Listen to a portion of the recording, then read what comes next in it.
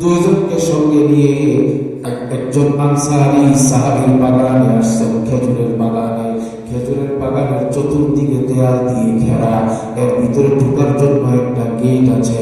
আল্লাহর নবী সালাম দিলেন ভিতর থেকে ওই বাগানের মালিক যিনি সাহাবী, উনি ঘরে নাই, উনি বাগানের ভিতরে নাই। ওনার আহলিয়া, ওনার স্ত্রী হাবিবের মাকে ভিতরে ওয়েলকাম জানাইলেন, আমন্ত্রণ জানাইলেন। নবীজি ঢুকলেন, মাঝখানে অনেক কথা।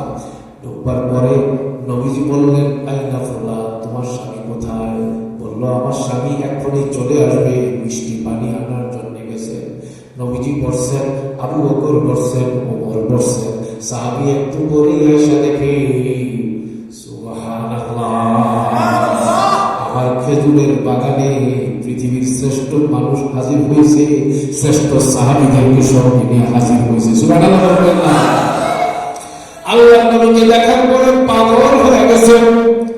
বাগানওয়ালা সাহাবী বউকে ডাক দিয়ে বলল, তাড়াতাড়ি আটার গোল্লা বানাও, আমার কপাল লেগে গেছে, আমার মতো সুকপালার কারো হতে পারে না। আল্লাহ নবীর কদম পড়ে গেছে, সাথে আবু বকরকে সঙ্গে নিয়ে আসছে, ওমরকেও সঙ্গে নিয়ে আসছে। রুটি বানাও, একদিকে রুটি, আরেকদিকে উনি তাড়াতাড়ি, বুঝলেন না, পাগল হয়ে গেল মানুষরা। ছিল একটা ছাগলের বাচ্চা, জবাই করছে। জবাই করে ছাগলের বাচ্চা, আল্লাহ নবী তো খাসি খুব পছন্দ করতেন। ছাগলের বাচ্চা জবাই করে, রান্না করে, রুটি বানায়া, দস্তরখান বিছায়া, মিষ্টি পানি, রুটি, গোশত আর আঙ্গুর, তাজা একদম আঙ্গুরের থোকা সামনে আয়না রাখছে। জিহ্বায় রস হইতেছে, বুঝি না। আল্লাহ সবাই জান্নাতে নিয়ে খাওয়ায়, আমিন কর। আল্লাহ নবীর সঙ্গে বসায় দিলেন, আমিন কর। আল্লাহ এই যুবক যারা বসছে এদের সবাইকে হিদায়াতের নূর দান করেন, আমিন কর। সাহাবাদের নমুনা হওয়ার তৌফিক দান করেন, আমিন কর। যে যেখানে থাকবে পড়ালেখা অথবা পরবর্তী জীবনে আল্লাহ সবাইকে আপনার দুস্থ হিসেবে কবুল করেন, আমিন কর। শেষ পর্যন্ত আল্লাহ নবী সাল্লাল্লাহু আলাইহি ওয়াসাল্লামের সামনে খাবারের এই পুরা দস্তরখান যখন সাজানো রেডি, নবীজি প্রথমে বললেন, হে কুল ইয়া বাবা, আবু বকর খাও, ওমর খাও। নবীও খাইলেন, গোশত খাইতেছেন, রুটি খাইছেন, আঙ্গুর খাইছেন, এরপরে মিষ্টি পানি খাইছেন। সব খাওয়া দাওয়া শেষ। এরপরে এবার নবী বলে, আবু বকর, ওমর, আবু বকর, এই যে খাইলা গোশত, এই যে খাইলা রুটি, এই যে পানি, এই সব কিছু খাইলা না? ওয়াল্লাহ ওয়াল্লাযী নাফসি বিয়াদি লাতুসআলুন্না আন হাযান নাঈম ইয়াওমাল কিয়ামাহ। প্রত্যেকটা পানির ফুটার ব্যাপারে, প্রতিটা গোশতের টুকরার ব্যাপারে, প্রতিটা আঙ্গুরের দানার ব্যাপারে, প্রতিটা রুটির টুকরার ব্যাপারে তোমরা যা যা এখন খাইলা আবু বকর, ওমর, সবগুলো আল্লাহর নিয়ামত কিয়ামতের ময়দানে আবু বকর তোমাকে প্রশ্ন করা হবে, ওমর তোমাকে জিজ্ঞেস করা হবে। আবু বকর ওমরের যদি প্রশ্ন করা হয়, আমরা যারা আছি আমার মনে হয় না প্রশ্ন হবে কিনা? কথা বলেন না কেন? বলেন, এই জন্য আল্লাহর গোলামের জিন্দেগি বানানোর দরকার আছে না?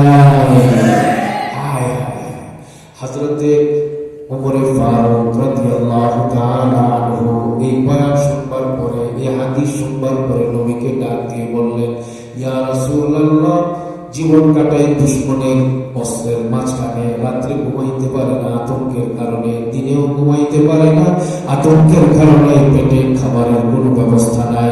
এতদিন পরে আল্লাহ তাআলা সুন্দর মতো খাওয়ার জন্য আমাদেরকে হালাল তাইয়্যিব রিজিক আল্লাহ দান করলেন, আমরা খাইলাম।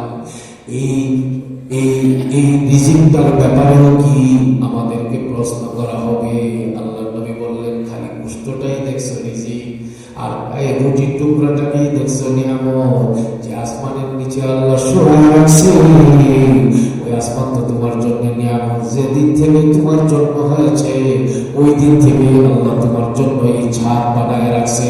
যে জমিনের উপর দিয়ে হাঁটো, যে জমিনে বসবাস করো, যে জমিনে ফল ফসল ফলাও, এই সব জমিনের প্রতিটা ইঞ্চি মাটি আল্লাহর পক্ষ থেকে নিয়ামত। তুমি যে তাকাইতেছো, তোমার চোখ আল্লাহর পক্ষ থেকে নিয়ামত। তুমি যে কান দিয়ে শুনতেছো বিনা পয়সায়, আল্লাহ তোমার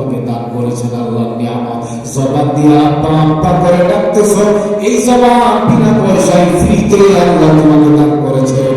আল্লাহর নিয়ামত, হাত দিয়ে ধরা আল্লাহর নিয়ামত, চলার শক্তি আল্লাহর নিয়ামত, মেধার শক্তি আল্লাহর নিয়ামত, যৌবনের শক্তি আল্লাহর নিয়ামত, সুন্দরী মেয়ে দান করেছে আল্লাহর নিয়ামত, সুন্দর ফুটফুটে ছেলে মেয়ে দান করেছে আল্লাহর নিয়ামত। কথা বলে নিয়ামত কিনে কথা বলে এই সব নিয়ামতের ব্যাপারে প্রশ্ন করা হবে। আমার কথা শেষ। এই সব প্রশ্নের জবাব আপনি আমি যদি দিতে হয় তাহলে তিনটা কাজ করা লাগবে। ইন্নাল্লাযীনা আমানু, এক নম্বরে ঈমান রাখতে হবে নির্ভেজাল, দুই নম্বরে ওয়াল্লাযীনা হাজারু, দুই নম্বর হলো গুনাহমুক্ত জিন্দেগি। কথা বলেন দুই নম্বরে কি? গুনাহমুক্ত জিন্দেগি। তিন নম্বরে ওয়াজাহাদু ফি সাবিলিল্লাহ, গুনাহমুক্ত জিন্দেগি বানাইবার জন্য, ঈমানের চাহিদা পূর্ণ করবার জন্য নফসের বিরুদ্ধে সংগ্রাম করা লাগবে, দুষ্ট বন্ধুদের বিরুদ্ধে সংগ্রাম করা লাগবে, শয়তানের বিরুদ্ধে সংগ্রাম করা লাগবে, শয়তানের ধোঁকা থেকে, দুনিয়ার ধোঁকা থেকে বাঁচার জন্য সংগ্রাম করা লাগবে। এর দ্বারা আশা করি আল্লাহ তাআলার পরবর্তী খুশখবরি আমরা পেয়ে যাব। উলাইকা ইয়ারজুনা রাহমাতাল্লাহ। আল্লাহ বলেন এই তিনটা জিনিস যার কবরে নিয়ে যেতে পারবে, তিন জিনিস বলেন না, কয় জিনিস? তিন জিনিস। এক নম্বরে নির্ভেজাল ঈমান, দুই নম্বরে গুনাহমুক্ত জিন্দেগি, বলেন না, দুই নম্বরে কি? গুনাহমুক্ত জিন্দেগি। তিন নম্বরে আল্লাহর রাস্তায় সংগ্রাম। এই তিন শর্ত পূরণ করে যারা কবরে যাবে আল্লাহ তাআলা তাকে আল্লাহর রহমতের দ্বারা কবরেও পার করাবে, হাসরেও পার করাবে, জান্নাতে পৌঁছাবে দেবে। সুবহানাল্লাহ। আল্লাহ আমাদের সবাইকে আমল করার তৌফিক দান করেন। আমিন। ওয়া আখিরু দাওয়ানা আনিল হামদুলিল্লাহি